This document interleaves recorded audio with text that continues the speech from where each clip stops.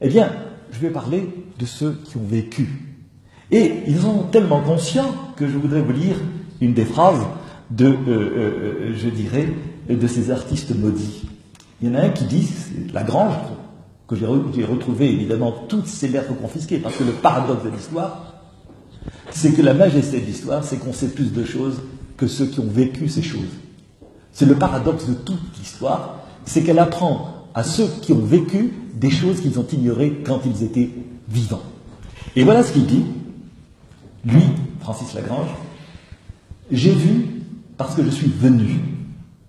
Hélas, non pas comme les reporters et primitifs autorisés à venir voir. J'ai vu et dû voir de très près étant myope. » Et c'est vrai que Francis Lagrange était myope. Autrement dit, les thèmes que vont traiter les bagnards, ce sont des thèmes toujours les mêmes. Il va y avoir des thèmes, en quelque sorte, qui vont, en quelque sorte, revenir constamment. Et l'archive filmique, je dirais iconique, l'archive peinte, elle est extraordinaire. Pourquoi? Rien n'a échappé au pinceau des bagnards. Ni les choses les plus interdites, l'homosexualité, ni les exécuteurs de hautes œuvres, c'est-à-dire les bourreaux, ni la misère, ni la mort. Et donc, quel paradoxe, pire souffrance, que la prison, pire souffrance humaine, puisse rendre un artiste libre. Et Francis Lagrange le nota dans ses notes griffonnées au crayon, dans l'obscurité de son cachot. Je lis ces notes saisies par l'administration pénitentiaire. Je sens bien, moi aussi, que si j'étais un homme libre parmi les hommes, mon crayon et ma plume seraient moins prodigues de vérité. Et l'objectif de ma rétine se mettrait au diapason des convenances, des restrictions de langage, conciliant, ménageant les susceptibilités. Œuvre d'esprit libre. Vous imaginez donc que l'inversion est absolument extraordinaire de penser que ceux qui étaient en prison, qui étaient en quelque sorte sous les fers, étaient en quelque sorte peut-être ceux qui avaient la plus grande liberté possible de création. Et, en vérité, je crois dire que ce sont ces images qui sont en quelque sorte des éléments de puissance, de vérité. D'abord, notre image, toutes les civilisations n'ont pas la présence de l'image. Nous sommes, je dois dire, des idoles de l'image. L'image, elle est partout. Elle est constitutive de notre société. Et peu de sociétés ont un culte de l'image autant que nos sociétés occidentales. Il faut en être conscient, c'est quelque chose qui nous est propre et qui est en quelque sorte aussi vieux que, je dirais, nos grottes ornées. Donc, à partir du moment où l'image est constitutive de la civilisation occidentale et de notre civilisation à tous, quoi de plus vrai qu'un tableau en couleur? Les peintures et dessins de Bagnard je les ai considérés comme s'ils constituaient un fond d'un musée ethnographique. Je ne les ai pas prises je dirais comme une espèce d'ornement de l'esprit ou du salon, mais j'ai fait une analyse dans mon bouquin, et là je vous en expose un extrait, comme il semble scientifiquement, comme je vous le disais, comme un élément en quelque sorte de culture. D'abord, ce qui est intéressant, c'est que l'arrivée des œuvres d'art dans notre société occidentale est une étrange affaire. D'abord, ces peintures représentent beaucoup de points communs avec les peintures des arts premiers. Parce que, bien sûr, je suis allé travailler beaucoup au musée du Quai Branly, où sur la Guyane, il y a uniquement là-bas 520 ouvrages traitant uniquement de la Guyane. Eh bien, on peut dire qu'il y a des points communs entre les œuvres d'art des primitifs, des arts premiers, comme disait le président Chirac, et les bagnards. En effet, ces œuvres, chers amis, c'est qu'elles ont en quelque sorte un rapatriement. On les rapporte, on les ramène, on les rapatrie, on les collectionne. On amène un peu de sa patrie guyanaise à la semelle de ses souliers, c'est-à-dire en quelque sorte sur les œuvres d'art. Eh bien, que vous dire là-dessus? C'est que ces œuvres d'art vont se révéler parfois des petits tableautins de rien et parfois des véritables chefs-d'œuvre. Et simplement, elles ont un point commun, ce sont des traces d'histoire. Les œuvres de Bagnard, je dirais, recensées, je fais un catalogue raisonné à la fin de l'ouvrage, j'en ai recensé plusieurs centaines. Plusieurs centaines. Donc c'est un corpus, mes chers amis, qui n'est pas due au hasard. Et l'interprétation que je vais vous en donner n'est pas une interprétation de circonstances ou je dirais, déformée par un élément, mais c'est au contraire un corpus statistique qui permet en quelque sorte de vraiment positionner notre affaire. D'abord, il y a une chose qui est très importante. J'ai appelé ces peintres les peintres de la nuit, vous allez voir pourquoi. Parce que je dirais qu'on n'a presque aucune trace de l'atelier du peintre. Il est de tradition, tous les peintres se sont peints dans leur atelier, en œuvrant. Et on n'a aucun exemple d'un peintre travaillant sur son œuvre. Donc les conditions de fabrication de la peinture dont je vais vous parler ne peut être le fruit que d'archives écrites. On a simplement une photographie tardive du principal peintre du Béarn, Francis Lagrange. Quand il a été libéré, on le voit au milieu de ses pigments et pinceaux dans son atelier. Sans ça, tout ce que je vais vous dire, c'est l'exhumation de billets saisis, interdits, qui auraient dû être détruits et qui n'ont pas été. Un responsable du bal, qui s'appelait M. Hulot, qui a été pendant un instant maire de Saint-Laurent-du-Maroni, a saisi des dizaines de papiers de leur correspondance secrète et ne les a pas détruites. Cet homme, je lui dis merci, parce que s'il avait détruit ce que je vais vous dire, je ne serais pas là pour vous raconter ce que j'ai découvert dans ces archives. D'abord, il y a une chose qui est absolument extraordinaire dans cette affaire, c'est que les conditions du regard des surveillants sur les peintres, par un entendement que je n'explique pas, les peintres exercent une fascination sur ceux qui les gardent. Tout le temps. Et peut-être dans toutes les prisons. Je ne suis pas assez capable de dire, dans le monde carcéral d'aujourd'hui, si un artiste, en quelque sorte, aurait un ascendant sur ceux qui les gardent. Mais je peux vous dire, et je vais vous expliquer par des faits bien concrets, qu'il n'y aura pas de peinture, à part les églises monumentales, dont je parlerai tout à l'heure un peu, et sur lesquelles je me suis passionné, celle d'Irakubo et celle, évidemment, la chapelle de l'île Royale. Il n'y aurait pas eu de peinture s'il n'y avait pas un réseau de complicité, d'intérêt, d'amitié et d'estime. D'abord, pourquoi? Parce que nous savons tous qu'à l'équinoxe, c'est l'étymologie, la nuit tombe tôt, et que par conséquent, sans lumière, comment faire pour qu'un homme peigne? Eh bien, la première des choses, c'est l'obscurité. Je lis. D'être saisi. La lampe baisse. La mèche grésille. Je vais être forcé de m'arrêter, écrit Francis Lagrange. Autrement dit, le temps de peinture est lié à la possibilité d'avoir une lampe prêtée, volée, dissimulée, pour pouvoir peindre. Parce que, évidemment, dans la journée, vous ne pouvez pas peindre. Et on va vous allez voir, il y a des circonstances où on peut peindre un peu devant tout le monde. Mais en général, on attend que la nuit tombe et on peint. Et en 1933, un médecin de l'île Royale, le docteur Mercier, fournissait à Lagrange de quoi s'éclairer. Chaque soir, tu prenais ton tabac, tes feuilles, allumettes, pétrole pour travailler le soir. Donc les œuvres que vous allez voir, ce sont la plupart du temps, à part les peintures d'église, des œuvres de la nuit. Et la correspondance secrète qui a été saisie m'a permis de mettre en évidence ce que j'appelle, d'une manière un peu forcée, mais pourtant réelle, un marché de l'art au Béarn. Comment est-ce que je suis parvenu à déterminer un marché de l'art au Béarn?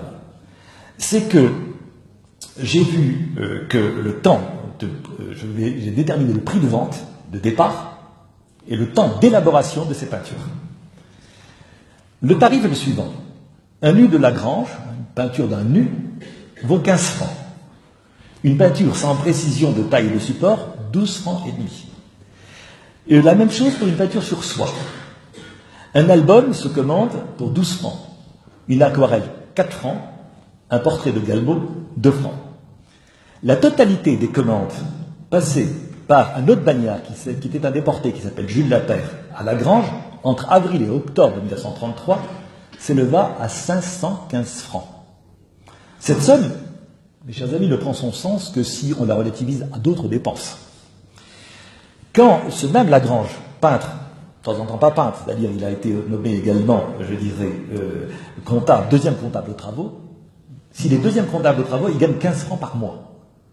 C'est-à-dire que, en calculant ce que je viens de vous dire, c'est qu'un peintre peut gagner en quelques commandes ce qu'ils ne gagneraient pas en plusieurs années de travail officiel au bagne. Et donc, c'est ce qui explique que ces choses prennent toute leur saveur. J'ai déterminé dans d'autres ouvrages, d'autres recherches, combien coûte une évasion. Une évasion dans les années 30, un bagnard ne peut pas s'évader, il s'évade toujours à 4 ou 5. Parce que le prix des dépenses collectives pour s'évader, ça coûte à peu près 3 000 euros. 3 000 francs, pardonnez-moi. 3 000 francs. Donc, 600, il leur faut 600 francs par individu pour pouvoir s'évader. C'est ce qui explique que tous les peintres bagnards, tous, vont tenter la belle. Il n'y en a qu'un, à ma connaissance, qui va la réussir, mais tous vont avoir assez d'argent pour se constituer à l'argent, pour soudoyer et acheter des complicités pour s'évader. Et ils ne vont pas réussir, ils vont tous se faire reprendre, tôt ou tard, mais ils vont tous essayer de s'évader. Et ce qui va se produire, c'est que quand le 9 août 1933, un déporté passa à Lagrange une commande de 4 paysages, de 4 nus, 2 tableaux, 4 aquarelles, 2 albums, 5 portraits de Galmo.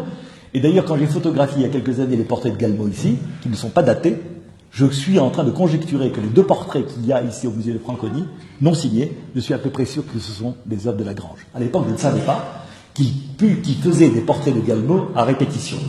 Eh bien, commande est passée, réception est donnée. Imaginez cette toile qui passe d'un endroit à l'autre, avec tous ces surveillants militaires.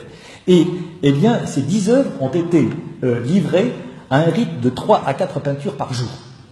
Autrement dit, les œuvres voyagent tout le temps. Les toiles, ça se roule facilement, c'est léger, ça se dissimule, et par conséquent, c'est un paradoxe extraordinaire, c'est que sur ces canotes, sur ces téléphériques, tout le temps, la communication passe. Il n'y a absolument, à ma connaissance, aucune passoire plus nette que le bagne. Et que là où on croit un cloisonnement, ce que pensaient certains historiens avant, je dirais que moi-même je l'ignorais, avant d'avoir travaillé sur ces archives, je vois quelque chose en quelque sorte, d'un voyage complètement. Et au fond, les peintres, bagnards, sont comme tous les professionnels, ils se fixent un plan de travail. Et il y en a un, évidemment, qui se dit, lui, il a toujours pensé Lagrange, il dit, ben voilà, je vais faire un programme de peinture.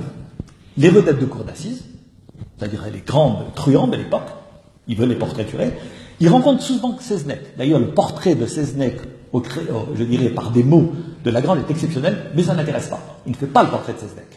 Et il va dire, je fais la liste des choses à peindre, la réclusion, les cases de Dreyfus et d'un autre espion qui s'appelait Hulmo, qui a été célèbre en son temps, il a vendu des armes secrètes à l'armée allemande, la silhouette des îles du Salut, les vues de l'île Royale, les cases de Dreyfus, le quai, le blocos, le camp, les cellules, la pierre de guillotine, la visite médicale, le 4e peloton, c'est-à-dire ceux qui attendent la mort, le mouillage, les corvées, les tatouages.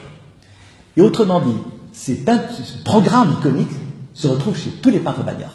Comme si, en quelque sorte, il y avait des thèmes obligés, des parcours obligés d'un programme. De leur caractère, de leur force, mais ils ont toujours rencontré des âmes compatissantes et j'ose dire complices. À l'île Royale, un médecin accueillait tout le temps Lagrange. Je vous cite, billet saisi. Je suis chez le médecin, je suis chez lui tous les jours, de 10h à 2h. Imaginez donc, tous les jours, le peintre bagnard qui est chez le docteur, et il lui dit, il écrit dans sa correspondance, sache, c'est Lagrange qui parle, que je suis très fort dans ma partie, au point que je donne des cours de dessin et de peinture au docteur et à sa femme. Le peintre bagnard devient un enseignant d'art, qui sont déjà des artistes amateurs, dit-il, de première force, et qu'ils sortent tous deux de familles d'artistes. Elle est la fille du compositeur Raffin et la nièce du peintre Jean-Pierre Laurence et d'une famille de collectionneurs, je dirais, antiquaires. Et il ajoute, ce peintre, question gastronomie, je ne suis pas à plaindre. J'ai place à la table du docteur, avec qui je mange tous les jours, qui me considère en camarade. Ainsi donc, mes chers amis, sans forcer le trait, je trouve qu'il y a comme une espèce de salon des indépendants, un salon clandestin des œuvres d'art dans notre chère Guyane au temps du bas. Et Si Jean-Pierre Lorrain est connu de ceux qui vont, je dirais, au musée d'Orsay, parce que c'est un peintre d'histoire connu, c'est encore plus piquant de savoir qui était Louis Raffin. Louis Raffin est quelque chose évidemment oublié de tous. C'était un anarchiste notoire, emprisonné multiples fois, et qui était en quelque sorte une espèce, si vous voulez, je dirais, d'anarchistes qui ont souvent fréquenté le Bagne, d'ailleurs, pour des raisons politiques. Et voilà, je vais conclure sur cet aspect des choses. Lagrange dit la chose suivante dans un billet saisi, en parlant de ces docteurs et de ces gens. C'est incroyable. Nous blaguons, discutons, jouons comme de vieux amis. Je connais par leur nom tous les condisciples de sa promotion. Je vis avec eux comme un intime. Et pour Noël 33, les Merciers le convièrent à leur table. Et voilà ce qu'écrit le peintre. À l'occasion de Noël, j'ai chicané comme un gosse de ce qu'ils m'avaient demandé et obtenu que je le passe avec eux. Au bout du compte, donc, mes chers amis, c'est que, en quelque sorte, cette existence de cette peinture, elle est en quelque sorte le reflet d'une sociabilité exceptionnellement riche, cachée, mais réelle. Sans ça, j'aurais jamais pu voir tant et tant d'œuvres d'art. Au point que le 11 avril 1938, et je terminerai la première partie de mon propos, le 11 avril 1938, Francis Lagrange, qui reste toujours un délinquant, je dirais profond, ici au Bagne, a une saisie de sa caisse à outils, sa caisse de peinture. J'ai trouvé le relevé de ce que contenait cette caisse aux archives d'Aix-en-Provence. Et voilà ce qu'en 1938, un peintre bagnard dispose. Il avait 2 mètres de toile de tarlatane. Tarlatane, c'était une espèce de tissu. J'ai regardé le sens de tarlatane, on pouvait faire des fichus, des robes légères. 3 rouleaux de papier à dessin, 2 morceaux de toile, 5 pochettes en soie, des feuilles de papier bulle. Pour poser ces pigments, il possédait 16 pinceaux, certes en mauvais état, des crayons de couleur, des crayons pastels, des crayons noirs, un flacon de dorure, une boîte de peinture, diverses encres. Il avait de quoi faire de la gravure sur cuivre, poinçon et petites plaques. Son attirail était complet. Gomme, grattoir, tire-ligne pour faire des traits de peinture droits, pierre à décalquer, attirail de plumes et de porte-plumes. En ce printemps 1938, il avait en stock d'avance 11 portraits à vendre. Eh bien, mes chers amis, on peut dire qu'au Bagne, pendant presque un siècle, j'exagère en disant un siècle, mais je dirais d'emblée, parce que d'emblée, j'ai vu déjà des hommes rapporter dès les années 50, c'est-à-dire les années 56, 57, des œuvres de Bagne dans leur terre d'origine. Eh bien, je terminerai en évoquant, je ne citerai pas le nom de la famille, parce que je connais cette famille honorablement connue à Cayenne, mais c'est une des ancêtres, et voilà ce que dit, je dirais, dans une livraison que doit faire Francis Lagrange. Je vous envoie la robe, il dit à cette dame. Jupe et corsage. Étant souffrant, dit le peintre, je ne peux porter la robe moi-même, veut dire porter, apporter la robe. Je l'envoie par un camarade. J'ai peint des marguerites, 8 groupes de 3 et une gerbe au corsage. J'espère que vous serez satisfaite. Je désire 15 francs, dit le peintre, car ce fut plus longtemps que je croyais. Eh bien, mes chers amis, voilà donc les contextualisations des œuvres d'art. Depuis les origines, je dirais, de la géopolitique, jusqu'au, je dirais, à la robe de mariée qu'on offre à une famille de notables de Guyane pour orner et embellir une jeune femme. Maintenant, évidemment, une fois qu'on a ça, je voudrais parler un peu, je ne sais pas, le temps à passer. Il me reste combien de temps? 5 minutes. Bon, eh bien, je vais parler de quelque chose simplement. Si ça marche, j'espère. Là, j'ai l'image, mais je ne l'ai pas ici. D'abord, une petite chose. Regardez le combat idéologique du Bagne. Cette image, elle date... je vais prendre le micro peut-être... merci infiniment. Merci, Madame Dalouse. Cette image... Est-ce que vous m'entendez? Merci. Cette image, elle date de 1909. C'est un peintre, je dirais, de magazine de 1920 qui s'appelle Plumier. Et voilà ce qu'on disait aux Parisiens. Au fond, le Bagne, c'est un Éden. Le bagnard est ventripotent. Il est bercé par pauvre, je dirais, enfant du pays. Il boit du Pernod, il a déposé son boulet, ses fers, il fume un cigare et il est en pantoufle. Autrement dit, beaucoup de gens disaient que le bagne était en quelque sorte une espérance. Et je dois dire, pour ceux en particulier qui sont spécialistes de l'univers carcéral, quand on a supprimé le bagne en 1938, le taux de suicide le plus fort a été dans les prisons centrales parce que ceux qui espéraient partir au bagne espéraient aussi la liberté. À tort, mais ils espéraient la liberté.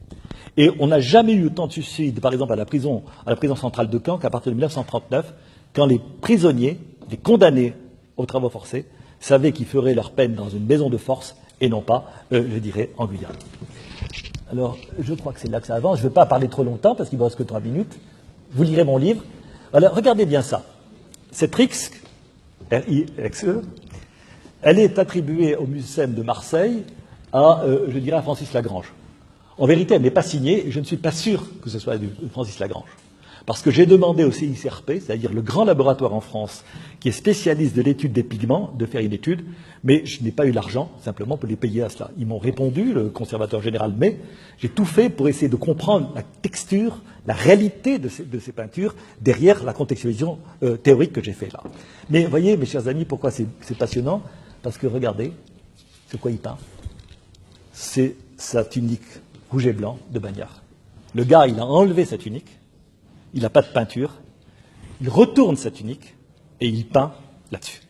C'est l'élan créateur peut-être le plus fort et qu'on retrouve encore une fois dans cet endroit. Regardez ce tableau-là. Ça, c'est un tableau de Premier, il s'appelle Premier. Hein. J'ai vérifié à Nonhomme, il a bien existé, je les connais puisque j'ai trouvé toutes leurs fiches. Ce Premier, il peint ça, mais il n'a pas de toile, il n'a pas de support. Qu'est-ce qu'il fait? Eh ben, il récupère un carnet d'un bagnard, qui est mort probablement, ou il lui a volé son carnet. Et ça s'appelle, vous voyez, en alcania, on a le numéro de matricule. C'était un bagnard d'origine algérienne, puisqu'il faut savoir que les départements français étant français, les départements d'Algérie, pardon, étant français, les bagnards, et uniquement ceux d'Algérie, sont envoyés ici, en Guyane. Et donc, cet homme, ce Mohamed Ben Abdallah, décède. Le peintre récupère ce truc, il le retourne, et il en fait une œuvre d'art. L'émotion vient ici de cela aussi. C'est que, au fond, ici c'est absolument incroyable. Ça, j'ai pris cette photo au musée Ernest Cognac de l'île de Ré, à Saint-Martin. Ça, c'est absolument magnifique. Ils achètent des rostres de poissons-ci. Et tenant compte, en quelque sorte, de l'allongement du support, je dirais de la scie du poisson, il fait les fleuves du Maroni. Et donc, c'est des moments d'émotion parce que tout est bon. Une tôle, un morceau de papier, un document, comme s'il y avait une puissance de vouloir représenter, même, je dirais, éventuellement sur la peau et sur les murs, parce que, évidemment, je ne vais pas vous parler des tatouages, mais qui font partie, en quelque sorte, de l'illustration et du registre iconique des choses. Vous voyez ce peintre-là? Ce peintre, c'est un peintre qui s'appelle Vollard. Et ça, il s'est autoportraituré, et je voudrais vous montrer rapidement, parce que le temps passe et que vous aurez un procès tout aussi passionnant. Regardez rapidement ça. Ça, c'est un type qui s'appelle Verlaine, 1925. Je ne le connaissais pas, je l'ai trouvé, ce portrait, cet autoportrait à l'île de Ré. Ça, c'est Lagrange. Et ça, c'est un inconnu. Mais regardez pourquoi ça m'intéresse beaucoup. Je vais vous parler que du portrait 2 minutes.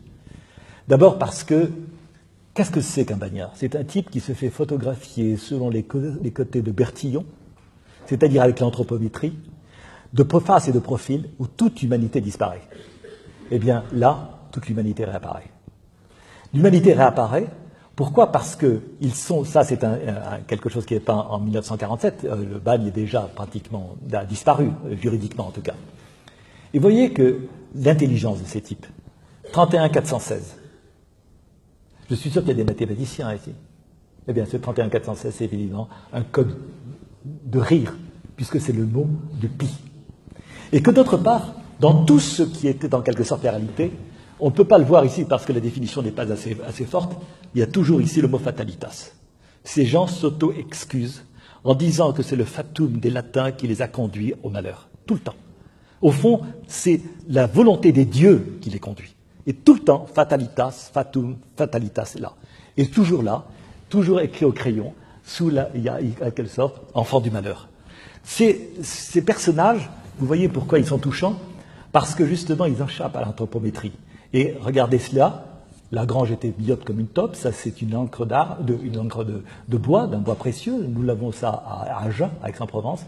Eh bien, vous voyez comment il s'autoportraiture. Et il y a une chose, il a des cheveux, et souvent, là, il a à peine des cheveux. Il faut savoir qu'un bagnard, c'est comme ça qu'on le reconnaît, il n'a ni moustache, ni barbe, ni cheveux longs. Simplement, ils disent parfois, notamment Lagrange, il dit j'ai mal à la tête, il va voir les médecins, j'ai mal à la tête, j'ai une céphalée, dit le texte, laissez-moi pousser mes cheveux. Donc, la barbe, c'est quelque chose d'interdit. La moustache est quelque chose d'interdit. Les cheveux longs sont des choses interdites. Et là, vous voyez, là, une humanité apparaît. Ça, c'est en 1925. Un bagnard d'origine belge qui s'appelait Verlaine, comme le poète, et dont je connais évidemment tous les linéaments. Et je voudrais terminer, parce que je ne pourrai pas évidemment tout dire. Je laisse la parole à mes chers amis qui vont faire le procès.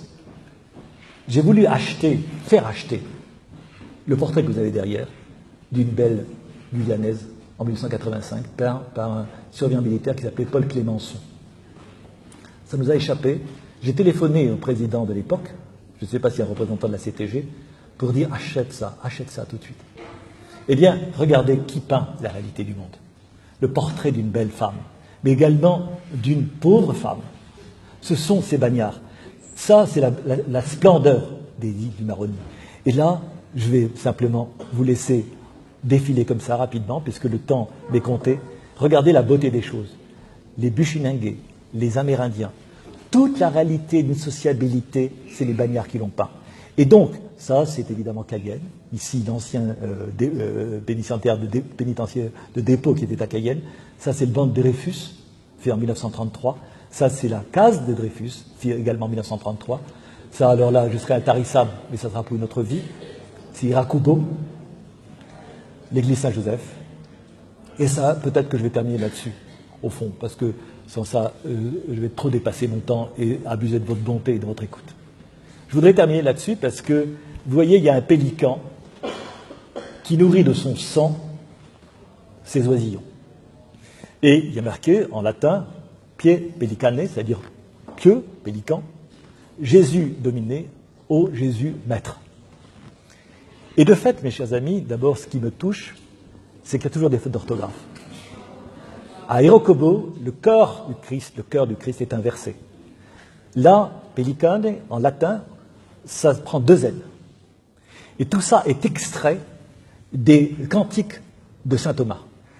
Et donc, si, quand on passe à Irakubo, où j'ai été ému jusqu'au fond de l'âme, en voyant cette espèce, moi, de chapelle Sixtine du diable, eh bien, moi, j'en ai vu une chapelle Sixtine de l'honneur et de la croyance et de l'espérance.